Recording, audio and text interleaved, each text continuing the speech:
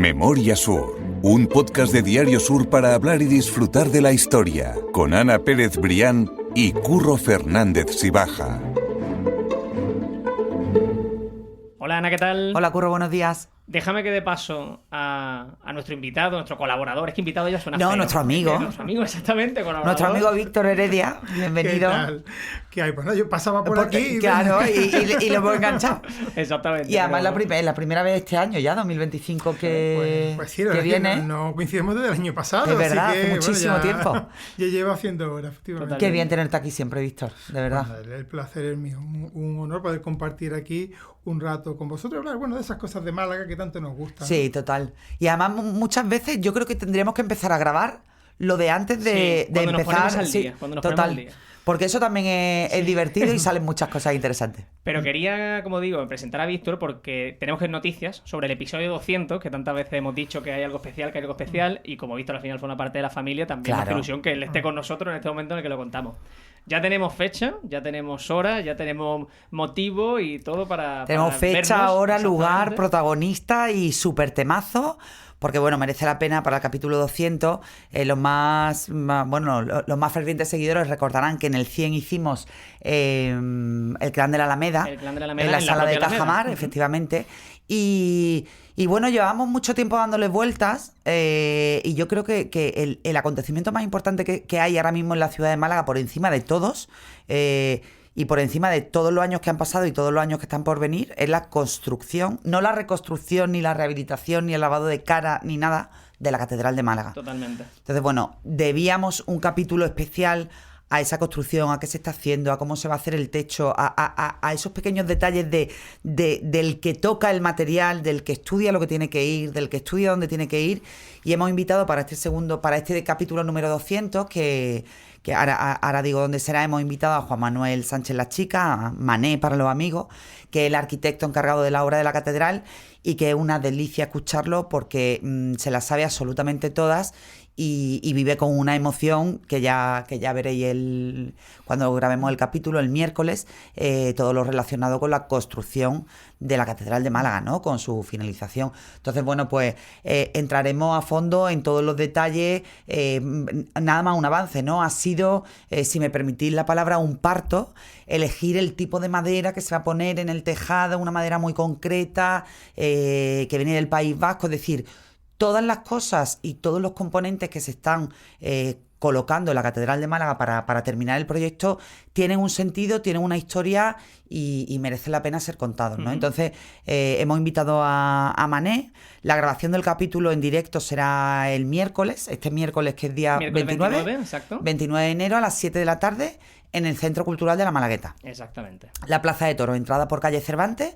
Y bueno, estaremos encantados estará nuestra familia, estarán Víctor, estará Fernando, estarán, bueno, pues un montón de gente que nos ayuda a construir nuestra propia pequeñita catedral, que es nuestro podcast. Y bueno, yo creo que va a merecer la pena porque después también ese contacto directo con nuestros oyentes, con la gente que nos sigue, con la gente que tiene algo que decirnos, pues es maravilloso, ¿no? Bueno, y una cosa importante, entrada gratuita hasta completar aforo. Sí, hombre, por supuesto, entrada gratuita hasta completar aforo. Aviso que hay que ir con un poquito de tiempo, sí, porque afortunadamente, bueno, pues la gente es muy entusiasta y puede que se llene la sala. Así que ahí esperamos a todo el mundo y nos va a hacer muchísima ilusión, bueno, pues decir hola Curro, buenas tardes en esta ocasión con público. Exacto, con público, que hace mucha ilusión. Y bueno, eso que quería compartirlo también contigo, Víctor, para invitarte oficialmente, aunque no hacía Víctor, falta por supuesto, invitarte, tendrá sitio en la primera fila, Víctor y Fernando, porque forman parte de nuestra familia. Bueno, pues como ya habéis dicho, el tema es interesantísimo. Además, ya desde los lugares altos de la ciudad, pues se puede seguir, ¿no? La evolución, cómo se van colocando pues esas vigas que van a formar el tejado, ¿no? Como tú bien dices, no es rehabilitación, es construcción, es avanzar, Vamos a ver, retomar en la construcción. ¿cuántas ciudades del mundo pueden decir que han construido, que han sido testigos de la construcción de su catedral? Está el caso, hace poco lo revisaba, está el caso de la Catedral de Milán, que se terminó en los años 60 del siglo XX. Terminaban unas cosas por terminar. La Sagrada Familia, por supuesto. Sí, por supuesto, Barcelona. Pero es que somos unos privilegiados. tenemos una catedral del siglo XXI, que empezó en el siglo XVI. Sí, efectivamente. Y es verdad que escuchando a Manet transmite una pasión por la catedral y la ves de otra manera, ves el auténtico tesoro, porque decimos una catedral más. No, la catedral de Málaga es muy especial. Sí, totalmente. A pesar de todo... Es muy simbólica, está llena de simbología. Y es muy desconocida. Sí. O sea, para los propios habitantes de la ciudad sí, totalmente. es muy desconocida y es verdad que es un placer escucharlo y como ayuda a que la veamos de otra manera y, por supuesto, apreciando el auténtico valor que tiene, ¿no? Entonces, es que, luego, vamos a ver, es importante para eso contar con profesionales que no solo dominen, por supuesto, todo lo que tenga que ver con construcción, con arquitectura, con materiales, sino que sea un apasionado de la historia, es decir, que realmente él sea consciente del sentido de lo que está haciendo, que no es una obra más, y él lo dice muchas veces, indudablemente el gran proyecto que va a marcar su carrera y su vida en la construcción de la Catedral de Málaga. Y sobre todo yo muchas veces también le preguntaba, una de las últimas ocasiones que tuve la oportunidad de hablar con él, y por supuesto se lo quiero preguntar en el podcast, ostras, el peso de la responsabilidad, personal, ¿no? De hacer eso. Sí. Claro. El recuerdo de haber escuchado alguna vez que cuando llovía fuerte, pues que él se lanzaba a la catedral a ver cómo estaban funcionando pues, todos los sistemas de evacuación para verlo en directo. Efectivamente. Con lo cual tenemos suerte de tenerlo, efectivamente. Hemos dicho que Manet está viviendo esto con mucha ilusión, y nosotros también ese podcast estamos viéndolo con mucha ilusión, como vemos, que hay ganas de tratarlo y hablarlo, pero la gente ya sabe, citada ese miércoles 29 de enero, es el miércoles de la semana que viene, cuando se publique esto. A las 7 de la tarde. Eso es, episodio 200 de Memoria Sur, 7 de la tarde, entrada gratuita hasta completar aforo, id con tiempo. Eso sí, id con tiempo. Efectivamente. Y tengo otro aviso, esta semana tienen deberes nuestros seguidores, porque si les apetece, por supuesto, el día antes, el martes 28, también a las 7 de la tarde, en el Centro Cultural de la Malagueta, y también con entrada libre hasta completar aforo. Creo que ya lo comentamos en algún podcast anterior, pero voy a dar la charla del Marqués de Salamanca. Que es un temazo también. Sí, es un temazo. Yo llevo aquí ya... conocía su historia, su vida, pero llevo semanas indagando en otra parte más desconocida.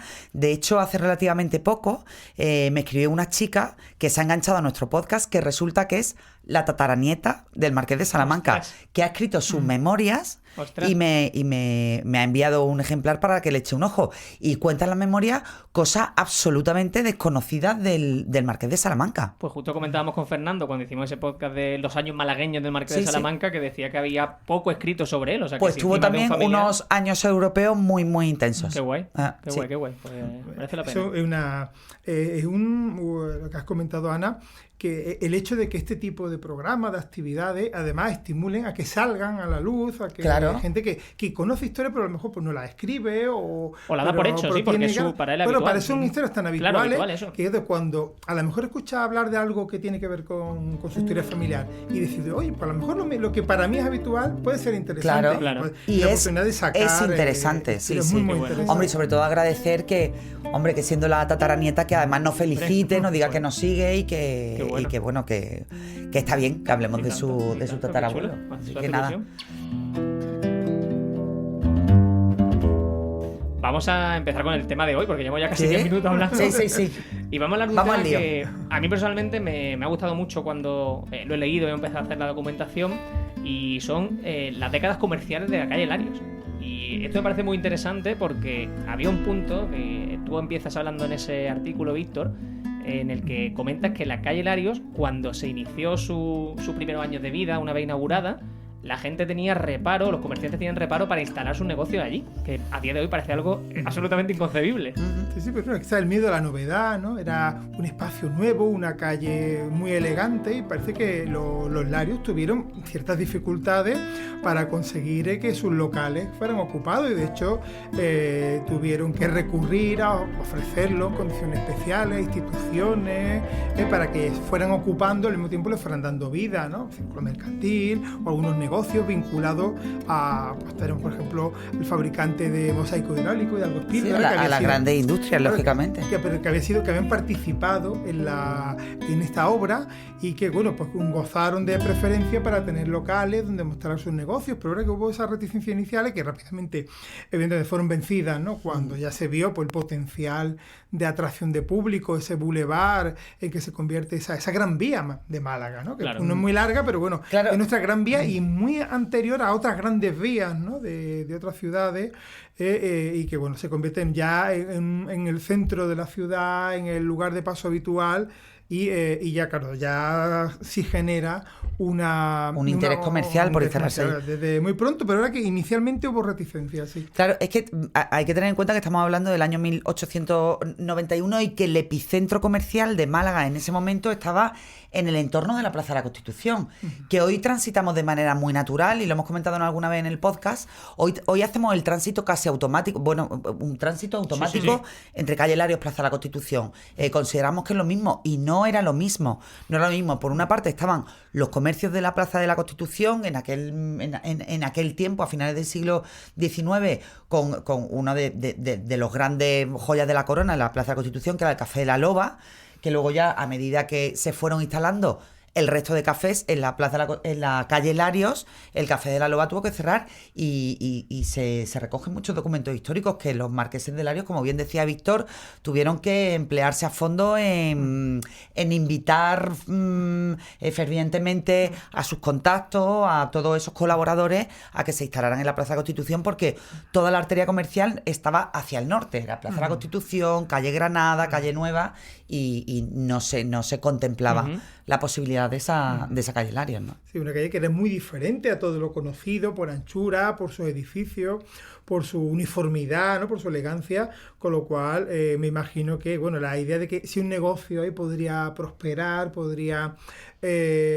tener viabilidad, luego evidentemente todo eso, visto desde nuestra época, puede parecer casi ya ridículo, pero por ejemplo la farmacia Pérez de Guzmán, que tuvo la exclusiva de ser la única farmacia en toda la calle, ya no, si se abre con esa, claro, bueno, pues ahora es la farmacia Mata, ¿no? Que pervive, uno de los, quizás, el único negocio que de pervive esos negocios históricos, sí.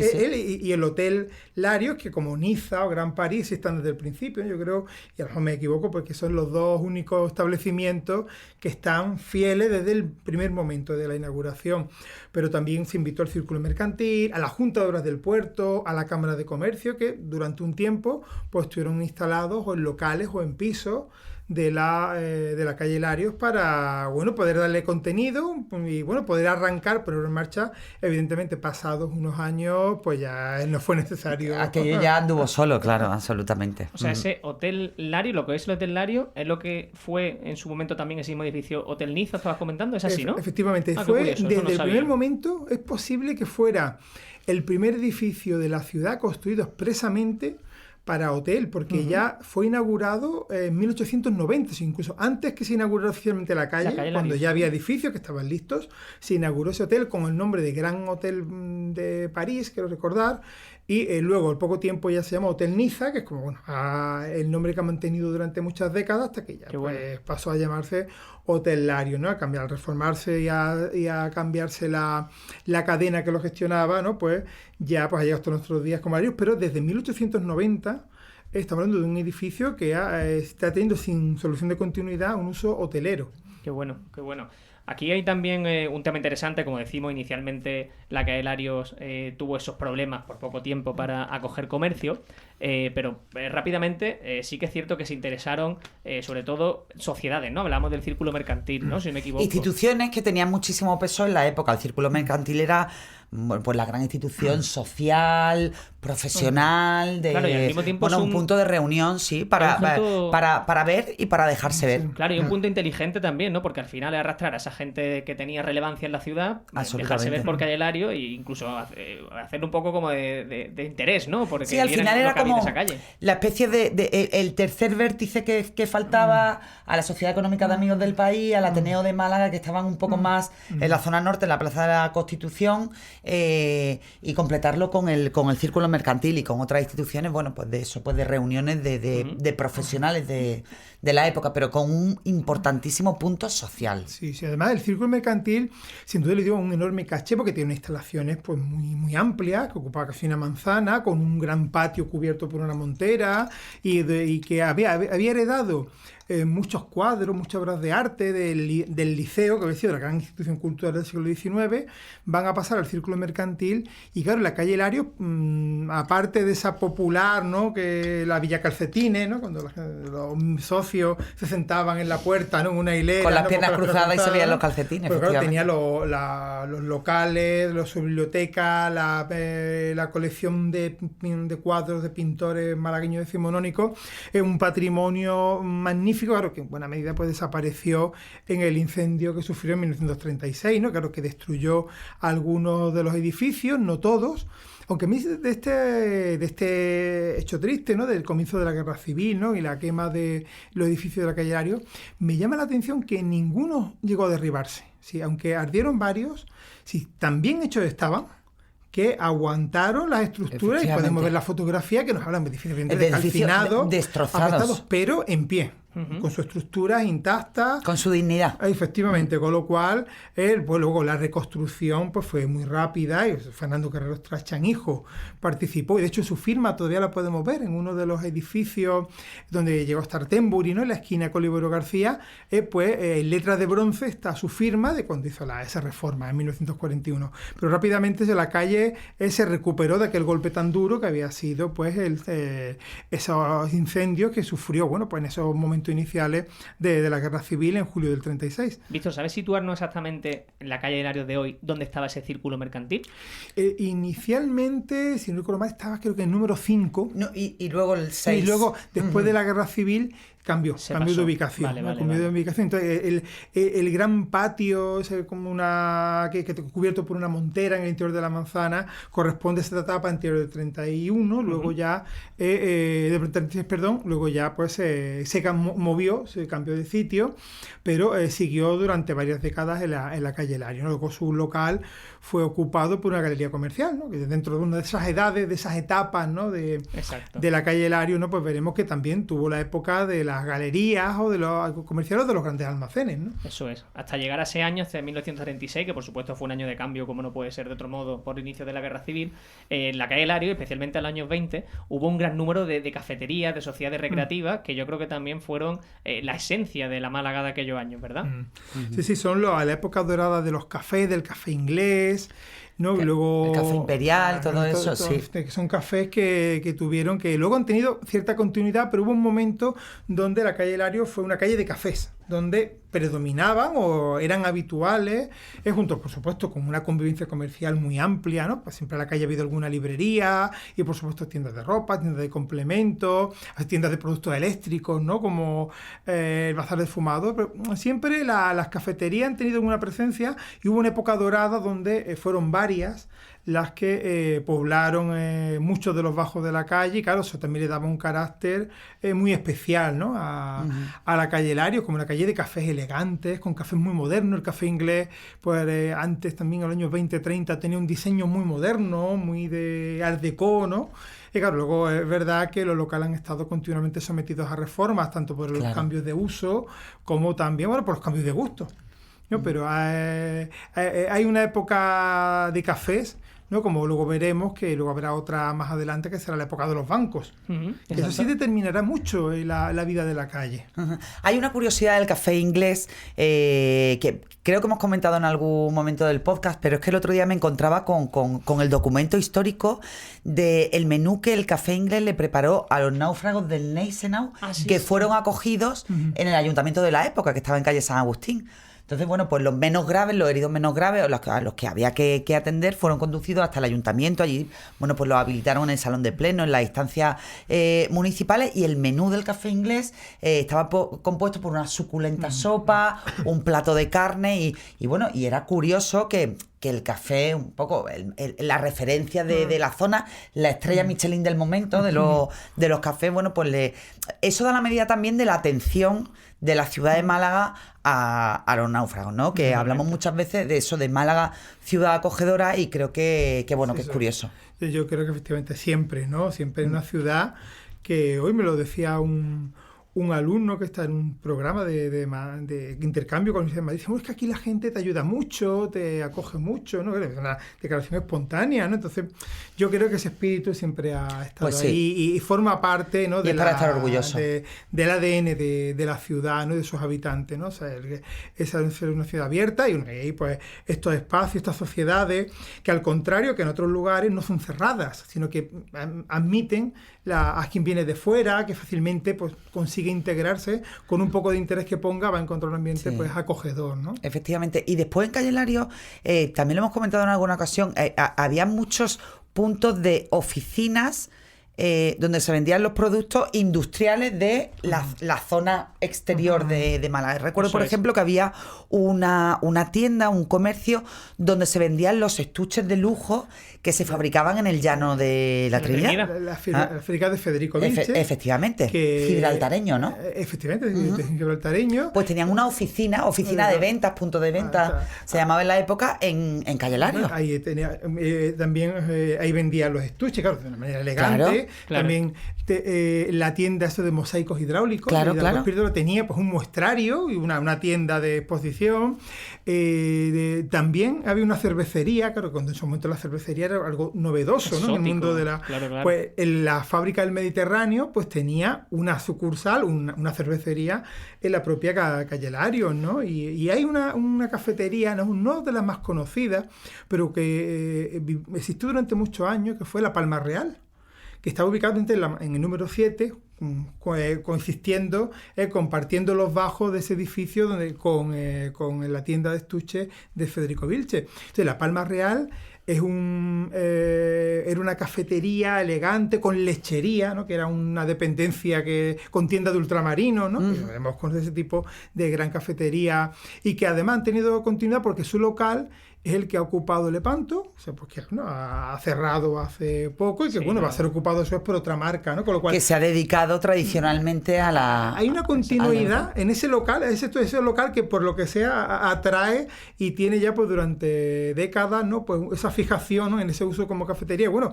también es verdad que es interesante que cada época haya dejado pues su huella en la vida comercial de Calle Hilario, ¿no? Mira, os voy a contar una cosa, esto ya es casi primicia pequeñita, pero bueno, estoy trabajando precisamente con la empresa que se va a encargar de esa nueva apertura, ocupando el lugar de Lepanto, y me cuenta que todo lo que queda del edificio por dentro, que está muy bien conservado y que es muy difícil, obviamente, y como debe ser, tocar el edificio. O sea, claro, que todo tiene que estar muy bien adaptado a esa conservación del edificio como tal, con lo que estabas comentando tú antes de cómo aguantó también ese incendio en el Círculo Mercantil, y creo que eso también es carácter, imprime una defensa de esa Málaga, ¿no? De la que estamos hablando y de ese recuerdo, y es maravilloso, o sea, que pues se sí, porque mantenga ten en cuenta que estamos hablando de edificios, bueno, más o menos reconstruidos, dependiendo del daño que hayan sufrido a lo largo de los años, del año 1891, es que se dice pronto, ¿eh? Y hay algunos que están intactos, es lo mismo que otros sufrieron el incendio, tuvieron que ser reconstruidos parcialmente, otros han sido sometidos a reformas por diferentes circunstancias, pero algunos se conservan prácticamente, bueno, con reformas menores, pero han sobrevivido hasta nuestros días. Lo que es importante es que la fachada de Calle Hilarios, o sea, la fachada de los edificios, de las manzanas perfectas, de las esquinas redondetas, eso no se ha tocado. Sí, que no se toca, por Dios. Eso no se ha tocado, no, está absolutamente protegido y eso no, bueno, en principio no sé, toco madera, no tengo la bola de cristal, pero ahí nos tiraremos a la calle para defender que los edificios de Calle Hilarios no se toquen. Exactamente. Yo creo que eso es como quitar el cementerio del Palo, ¿no? Que a quien se le ocurra... Claro, nada. No, va al cementerio del Palo. No se mete mal. No, yo creo que nadie se le ocurre, por mucha ley de policía mortuoria que haya, ¿no? Pues es algo tan identificativo. Estamos poniendo el ejemplo, ¿no? Del vínculo entre este Camposanto y un barrio, pues yo creo que la identificación con la zona, pero con la identificación con la ciudad en general. Ahí yo creo que todos nos reconocemos en la Calle Hilario como la calle de nuestra vida de una manera u otra, ¿no? Desde pequeño, bueno, y el que ha llegado pues ya crecido, pues ha vivido, ¿no?, la calle y por eso hablamos de esas edades, ¿no? Porque también de alguna manera ha evolucionado con nosotros, ¿no? Así que lo mismo que hay gente más joven que solo lo ha conocido peatonalmente, pues quien la ha conocido pues, con tráfico, tráfico para arriba, tráfico para abajo. Cuando conseguía aparcar en Calle Hilario era un triunfo total. Sí, claro. Bueno, parece, claro, que así, que esas cosas que la hemos vivido, ¿no? Por lo que estamos en la mesa, y bueno, ya parecen tan antiguas, tan de una época muy pasada, y bueno, no hace tanto, estamos hablando de 22, 23 años atrás, cuando los coches circulaban y también había mucha reticencia antes de ayer por el comercio. A ver, cuando los coches no pasen por Calle Hilario, a ver, cuando no puedan parar en la puerta a recoger tal, y bueno, aquello pues también tuvo, como hablábamos antes, del recelo inicial para instalar el comercio, porque aquello también muchos comerciantes no lo veían claro, ¿no? La peatonalización, pero bueno, ahí está. Fue un acierto total. Fíjate que lo estabas contando antes, el tema de que todos en mayor o menor medida estamos muy vinculados emocionalmente con Calle Hilario por diferentes circunstancias, y al principio precisamente recibía entre la población el nombre del salón de baile, por el tema de sus cuestiones lujosas, por el suelo de madera que hemos comentado aquí 1000 veces, pero creo que es un nombre muy bonito para una calle y que expresa muy bien ese vínculo de la ciudad en muy poco tiempo con la principal arteria urbana, ¿no? Esa idea tanto de salón de baile como de salón de casa, de eso que tú como malagueño quieres mostrar, ¿no? Cuando alguien va a tu casa y lo lleva al salón, pues un poco eso, ¿no? Es como, esta es mi calle, esta es mi casa, ¿no? Es cierto, es totalmente así. Cualquier visitante, bueno, pues hay que llevarlo a la Calle Hilario, ¿no? Si no lo he hecho ya, pues tiene que visitarlo, ¿no? Y que, claro, pensaba así, hablando del paso de automóviles, claro, hasta los años 20 hubo un concesionario de automóviles, vendían coches en la Calle Hilario, ¿no? Que era el Cristóbal Benítez. No, lo mismo que se han vendido instrumentos musicales o muchos aparatos eléctricos, se ha vendido un poco de todo, ¿no? Música, instrumentos musicales, discos, de todo. A muebles, ha habido todo tipo de comercio, por supuesto complementos, por supuesto boutique, ropa, pero ha sido una calle con una vida muy dinámica. Totalmente. También, claro, que nos habla de las modas, de los momentos de cada época, que se ha visto plasmado también, pues claro, como una calle que al mismo tiempo es escaparate de la ciudad.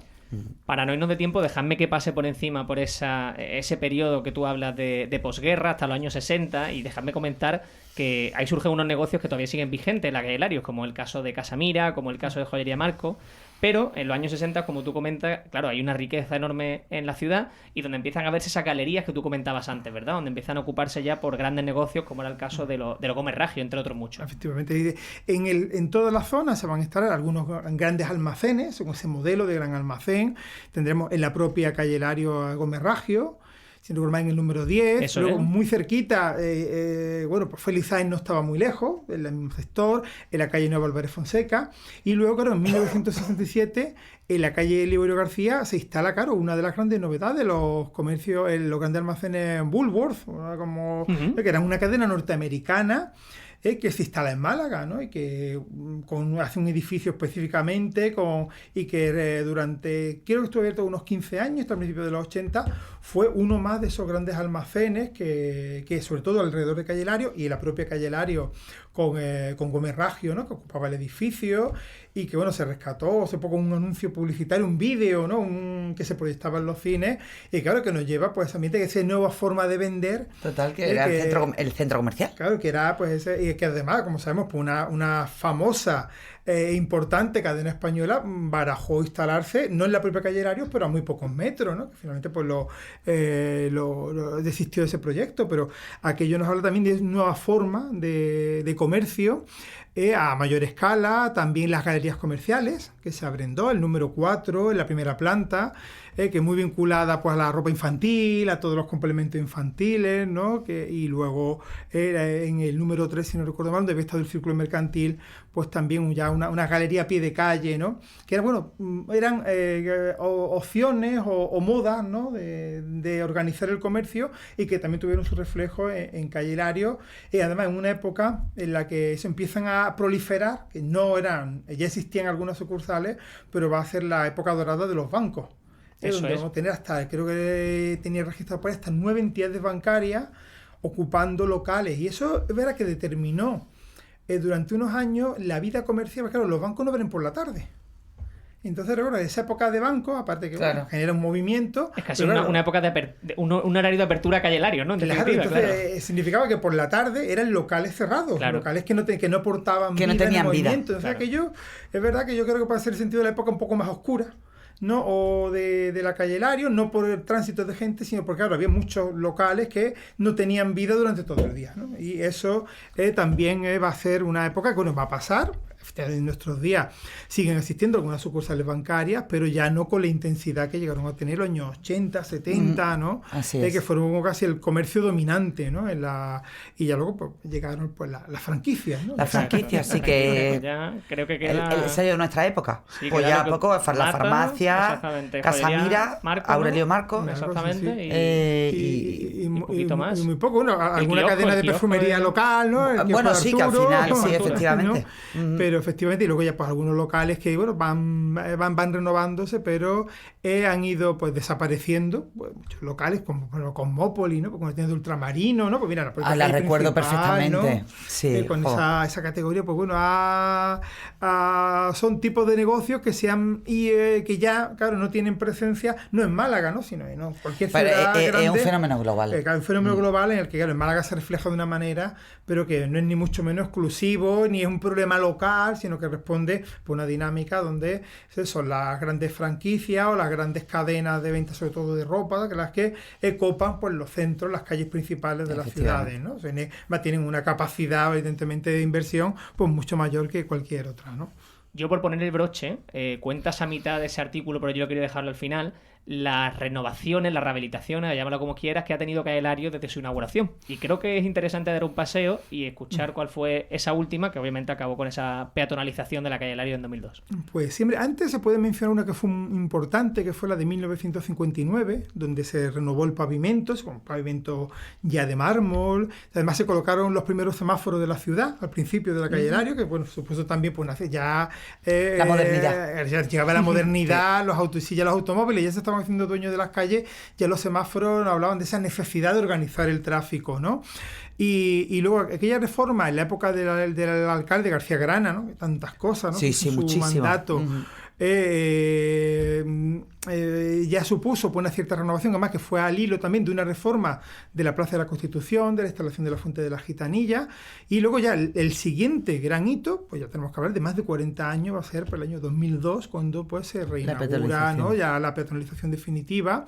En Málaga ha sido pionera en la peatonalización del centro comercial, ya en los años 70 era una calle nueva, todo su entorno, pero ya en ese momento se extiende a la calle Larios y ya supone bueno, que la ciudadanía puede ocupar la calle, ¿no? Puede recorrerla en toda la extensión. Ya no se trata de pasar por una acera, como en algún momento, ¿no? Parece que se llegó a establecer que se subiera por una acera y se bajara por la otra, ¿no? Efectivamente. Un sentido, pues, sentidos, ¿no? Uh-huh. Pues ahora, o aquella, o los domingos de paseo donde la gente se saludaba y era calle Larios arriba, calle Larios abajo, ¿no? Ya supuso, ¿no? Pues que la calle pues se convirtiera, ahora sí, en ese auténtico salón, ¿no? Mira, ahora que dice eso, yo tengo la manía, no sé si os pasa a vosotros, de subir por la izquierda y bajar por la derecha. Pues yo te diría que lo contrario. Pues a medida que lo estaba diciendo, digo, al contrario que todo el mundo, pues sí. Yo tiendo a subir por la parte, y algo inconsciente, totalmente, sí. Pero tiendo a coger la parte de la izquierda, las tiendas de la izquierda y bajo por las de la derecha. Sí, en función del sol, del tiempo, ese frío, tal, el sol, nunca me lo había planteado, y ahora cuando has dicho... Los sentidos, ¿no? Sí.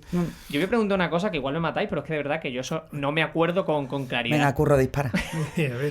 Entiendo, no es que lo recuerdo, la calle Larios sí tenía tráfico de coches, pero las perpendiculares a calle Larios, por ahí pasaban los coches, me refiero a Sancha de Lara, Martínez, Martínez todavía pasa y Sancha de Lara pasan todavía, ¿no? Sí, pero muchos tenían, claro, sí tenían tráfico, ¿no? Eso ya no me acuerdo.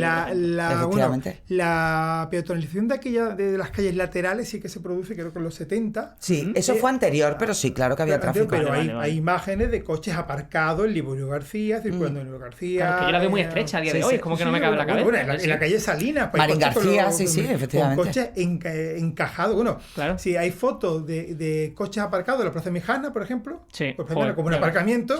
Sí, allí donde cupiera un coche, por ahí pasaba. Y eso es verdad que yo fue en los 70, cuando ya se peatonaliza prácticamente ese núcleo duro comercial del centro, menos la calle Hilario, y ya por eso se completa pues en 2002 con esa reforma integral, que también supone pues el cambio, la modificación de la Plaza de la Constitución, ¿no? Que era un circuito peatonal que ya enlaza con ya la sí Granada, que está naturalizado, efectivamente. Sí, pero nos acostumbramos tan pronto que parece que son cosas naturales, ¿no? Tienen un tiempo a partir del cual ya se estuvieron ahí. Bueno, a mí ya me cuesta pensar incluso en la Alameda como estaba antes, y está recién inaugurada, como quien dice. Bueno, o sea, imagínate. La Alameda era pues una gran autovía, si me permitís, porque ahora, carriles por todos lados. Y ahora otra cosa, pero bueno. Y ahora es una maravilla. Desde luego. Pues, Víctor, que un placer, como siempre. Es que me gustan mucho estos temas, es interesante. Mil gracias. Pues nada, insisto, el honor y el placer es mío por poder compartir con vosotros pues estos ratitos de aquí. Bueno, que sepas que te esperamos el miércoles, ¿eh?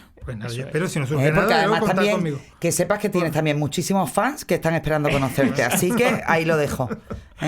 Mil gracias, Víctor, de verdad. Pues a vosotros siempre. Ana, nosotros ya sabemos, doble cita. El martes 28 a las 7 de la tarde, Centro Cultural de la Malagueta, para tu charla sobre el Marqués de Salamanca. Y el miércoles 29 también a las 7 de la tarde. Exactamente. Y el miércoles hacemos el podcast. Eso, hacemos el episodio 200. Tengo muchas ganas, Curro. Joder, de verdad. Yo estoy entre nervioso, emocionado y sobre todo que hay muchas cosas que quiero también preguntar y saber de ese avance de la catedral. Así que va a ser emocionante, seguro. Mil gracias, Ana. A ti siempre. Memoria Sur es un podcast de Diario Sur. Escucha un nuevo episodio cada semana en iVoox, Spotify, Apple Podcasts y consulta las referencias de este episodio en diariosur.es.